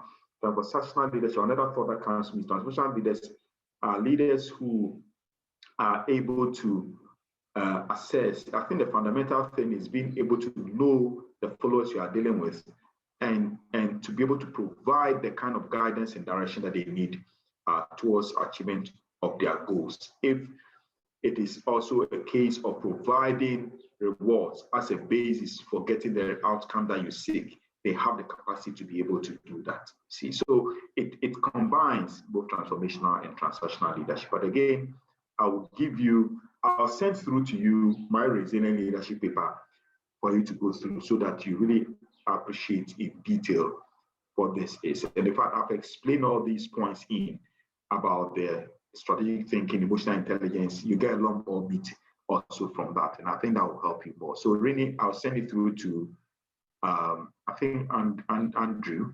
I have Andrew. Whoever email I have, I'm sure I'll check my mail. I'll send it through to you. If I've already not sent it, I'll send it. Okay, so we have Naomi saying that is a leadership that looks beyond the now, one that builds an individual to build others towards a wholesome realization of a vision. Naomi, thanks very much for that submission. And so, as I said, make sure you understand the things we talk in class. I do not expect everybody to define it in a way that everybody else did. It will not be, because that's the reality of life. But the knowledge must come through how you make your submissions. And if you are in my class, you will not have difficulties when it comes to providing answers and questions. We'll read everything and we'll be very balanced and fair-minded in assessments.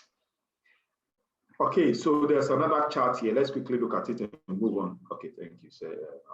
All right. So quickly, a moment on inspirational leaders. Inspirational leaders are sometimes also referred to as visionary leaders, you see. And if you go back to my transactional leadership, the first point is strategic thinking, and I put into brackets visionary. Okay, visionary leaders have same thing as inspirational leaders. Inspirational leadership, look at the second point. But sometimes people even define transformational leadership approaches as same as inspirational. Okay, but the second point is that inspirational leadership is not concerned so much with the theory of leadership, but more of the essential skills of motivating and inspiring people. Okay, so inspirational leaders can inspire you to move in the direction where eventually we end up getting what we want.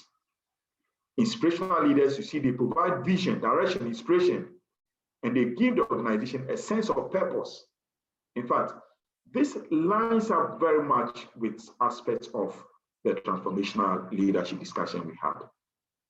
You see that traditional hierarchical leadership is breaking down, and it will take leaders to fill the void and help subordinates to understand their place and purpose. This is more like a comment I was making there.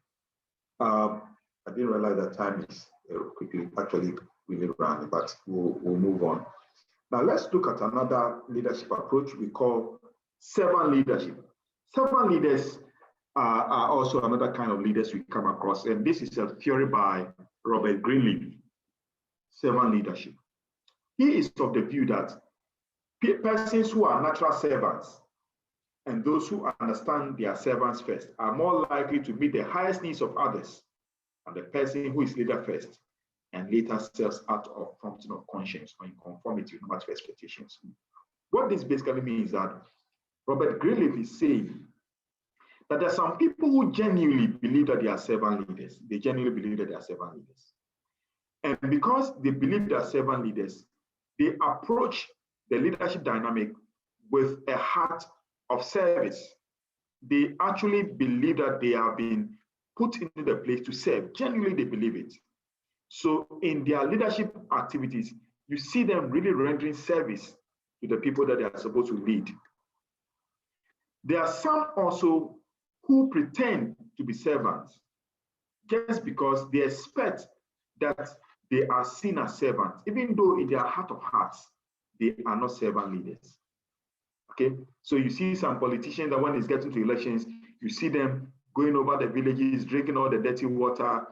Whether they drink it or not, we don't know, but they go into communities, appear to be the people's person, they come to their level, they relate to them in a manner that shows that they have respect for them. I'm here to serve you, and they do that. When they win the election, that is it. That is their true self. They are not servant leaders. Okay, I can assure you that when you do that, you only have one term, no doubt about it, because there's a concept of society's expectations, or if you like, you can put it to the direction to be constituency expectations. The leader can meet the expectations of the society with which they operate. They will always be sitting on the seat. So if you want to understand how to sit on the seat for long, talk to people like the Haruna Idrisus, talk to people like Chairman Sabonso. Forget about the fact that these are strongholds. Okay, forget about it because it does not work. It's not every one person sits in a seat for long in a stronghold. Okay, so it can be going to the same party, but these people are meeting their expectation. Talk to people like Dangote and co. Okay, there are some people that if you really want to get into politics and stay long, talk to people like the Right Honorable Bangbagbe. Okay, these are people who have got something to tell and to show in terms of serving and meeting the needs at the highest level. So there's one researcher by the name Snodgrass, and he says this, and for me, it captures the whole thing. He says that Snodgrass believes that becoming a servant leader transcends human knowledge and choice. It means that you will never understand servant leaders. It will beat your mind. Why is this guy so powerful, but still looking out rather to serve? And that's the difficulty of those who are autocratic in their thinking. Why do you want so much power, but yet you are not cracking it? You are rather serving. And remember, servant leaders are not doormats to be worked over. They know when to crack the whip. But at the core of their being is service. And anytime I talk about servant leadership, you can never talk about servant leadership in Ghana's political history and not mention the late President Atta Mills. You cannot. This is a true servant leader. And if you follow some of the political activities that happened during his time, the challenges that Atta Mills had was because he was seen as somebody who is coming not to crack the whip or necessarily go after the people that they should go after. I'm not saying that servant leaders should not challenge evil and make sure that things are done, but he had a heart of service. You know, so when you hear this concept of do you fear serve and all that, it is deep. Do you fear serve? That simple word, that is the heart of the man. Servant leadership have come to serve, not necessarily to poke pimples into other people's business. I'm not saying he got everything right. There are things that could have been done better, but you cannot take it away from him when you talk about servanthood. So servant leadership has a very, very important part to play in our leadership journey. Now, management and leadership. Management and leadership. Yeah, okay. Management and leadership. Somebody asks, what's the difference? The terms are sometimes interchangeably used, but it says that management involves a process of getting things done through people with a view of achieving organizational objectives. Leadership is more linked with the willingness and enthusiastic behavior of followers. What it's saying to you is that managers normally do, leaders normally motivate others to do. Okay? Leadership takes place in different levels of organizations. In organizations, you have lower level, middle level, top level managers. And they all lead in a variety of ways. The emphasis at each of these levels will vary, but the bottom line is that leaders have the capacity to energize followers to do what must be done, and they will like it. Leaders have the tendency, managers have the tendency of doing most of the things themselves. But let's keep on. We are going to be looking at more differences in that. Warren Bennis and Badnanos observed that managers do things right, whereas leaders do the right thing. That's quite interesting. You know, when you do things right, it's the right thing to do, so you do it. But doing the right thing sometimes cannot be as pleasant as you expect. So if you go back and look at our banking industry, some may just pad the environment and make sure that the banks that collapse, painful as it is, and I know that some of you may have been affected with it. The honest truth is that there will be no bank or there will be no solid financial sector if these banks were allowed to operate. So what the leader will do the right thing. And sometimes doing the right thing is not very pleasant. But if we do not do the right thing, we are not going to exist in the long term. The sense of downsizing that organizations sometimes pursue is so that eventually the organization will be saved. If you do not take certain decisions as a leader and you allow things to prod on and allow things to continue because you want to protect everyone, sometimes you may end up losing everything. Okay, so it's very important that we understand these things. Okay. Theophilo, if you are there, please, can you deal with that person? Okay. So the leader is somebody who is able to do the right thing. And I'm saying that doing the right thing is not always pleasant, but somebody must do it. The leader is like a prophet, a catalyst, a mover, a shaker, a strategist. In short, they always look into the future. The manager is a technician, a problem solver, and concerned with the here and now. The manager is more interested of the immediate. The leader is concerned of the immediate, but also informed how the immediate affects the future. So leadership is not about what we do now. It's also about what happens tomorrow. Okay, so that balance is fundamental to leadership. Management normally will be looking at what happens today. So there are a number of points I want you to look at, but I want us to quickly look at this, and then we'll be wrapping up in the next few minutes. Coulter has done some work that kind of contrasts leadership and management. Coulter contrasts managers and leaders by saying that leaders provide direction, they provide a vision of the future. It's about the vision of the future. Managers, in providing an agenda, they will talk more of a plan, a budget, actions to be taken, and timelines and stuff like that. That is the kind of thing that managers will normally do. They are interested in the timelines and the budgets and all that. Leaders are more of the direction and the future of the organization. It does not mean that budgeting and planning is not important, but they do not take decisions not being mindful of the vision we seek as an organization. They are driven largely by the future.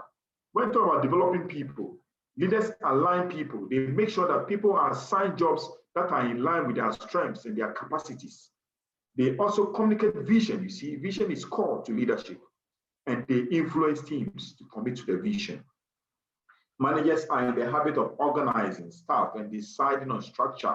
They look at allocation and following procedures. Sometimes they follow procedures at the expense of being visionary. Yes, procedures might be followed, but sometimes you must make a case and set procedures aside and act in a way that will save the future of the organization. When it comes to execution, managers, leaders are able to motivate, they energize, inspire their followers to commit in a very thinkable way to the fortunes of the organization. They commit and they move on, even in difficult moments, because they can see the vision of the future. They commit to it. Some of you may know people who started in a very difficult moment and terrains in the things that they do or they did in the past. And now all we see is the fruits of the investment that they've made over the years. What kept that thing alive is vision and energy. Managers are in the problem-solving business. They like to solve problems. The problem comes today, they solve it. They wait tomorrow, then they solve. They are into controlling and monitoring results against predetermined directions. When you monitor against predetermined rubrics. Managers are in the habit of doing that.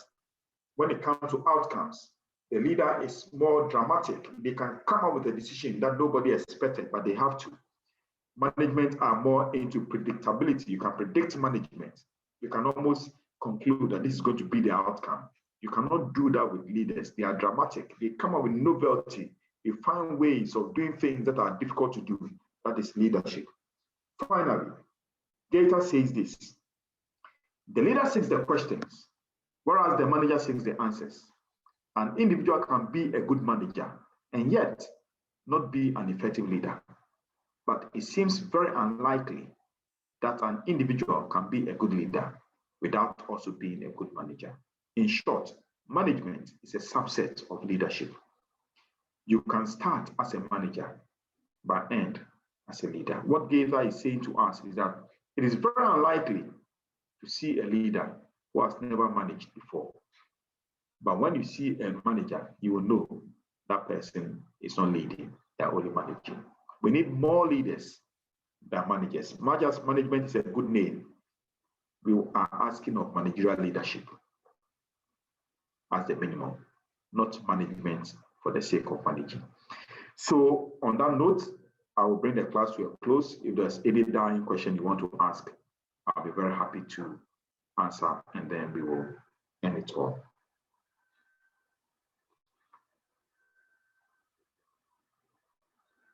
Yes, Stephen.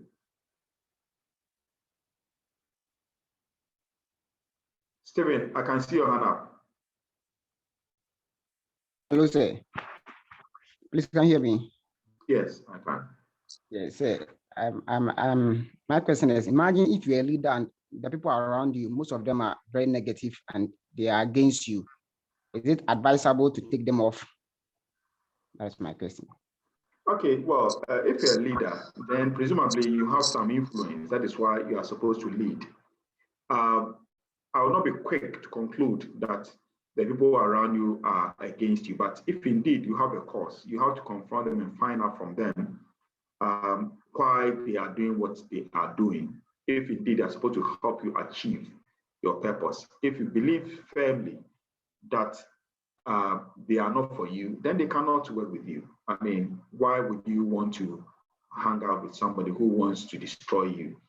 People who cannot celebrate you in terms of the direction that you're supposed to go and work with you and commit to the goals of the organization in that manner, they cannot be in the fold, especially when you are the one in charge. The difficulty is that if you work in a public sector organization, sometimes the people are brought in your path and you don't have control over. But you should not keep quiet. You have to escalate it to the next level. That is why we have boards. If organizations and institutions understand the value of boards, that is where board and corporate governance comes in to strengthen and to provide direction as to how things will be done. But surely you cannot work with people who are not in support of your vision. You cannot. I mean, it will not make sense. Ajua, I see your hand up. Okay, sir. Thank you, sir. What is going to be done about? Because when we look in our slides, we don't see anything concerning the employee motivation. So if there's any slide like that, could it be sent to us? Well, I'd rather ask you to, I will not send it. If I've sent it, I'm not sending it. You have to speak to your colleagues who have it. You get it. Okay, so you are doing something wrong. All right, any more questions? Naomi, and what if you can't take them from there because of authority and restrictions? Well, then you may have to, unfortunately, if you believe that your vision will not be achieved, you cannot continue sitting on the seat. You have to then step down. But as I said, that is where corporate governance comes in. You have to, if I'm in charge, I will make a case to the highest level. Certainly, if I'm the owner of the business, I can take them. But if you are not the owner of the business, then you have to, escalate it to the next level. All right. This issue of slide, I want your rep. Okay, I'm a very organized person, so I don't want disorder. So I would like your Andrew to talk to me, and I'll ask him whether he has it or not, and I can always check. If I have sent it, I will not send it again. So some have it, so we have to find out whether they have it or not. But if I've sent it, I'll not send it a second time. All right. So let's say Sadiq, some managers are very good at their job, but are very emotional. How do you manage their emotion? Well, they must learn not to be emotional. Okay, they have to sit in a class that you are sitting and learn. And when they have started before, they should go back to their notes and revise. It's a decision. You must work at it. So that would be my response. We don't have slides of week 4 and 5. As I said, let your mates, that's why we made him the rep, it should get to me. And then we will make sure that they say, please, how will your exams be? I will talk to exams when we get there. So what form will your exams take? Well, we'll get there. We have some weeks to go anyway. So when we get there, you will be told how this will be. Okay. So anyway, so it looks like you don't have any questions. So on that note, Andrew, are you there? And Andrea J.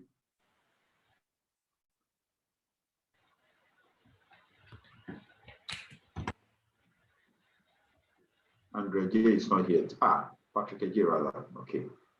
So yes, who is the rep for the class? Apart from Andrew, who is the next? So I fill in for him when he's not around. Okay, so that's you. Okay, Theophilus. So Theophilus, do you have the slides they are talking about? Talk to Andrew about it and let him get in touch with me. Okay, sir. Sure. Leaders might be made to work. Okay. Okay. So in touch with me. All right. So on that note, thank you very much for your time. I wish you well for the rest of the day and the week. We'll catch up over the next week. So all the best. Take care. Thank you, sir. All right. Thank you so much, Doc. All right. Okay.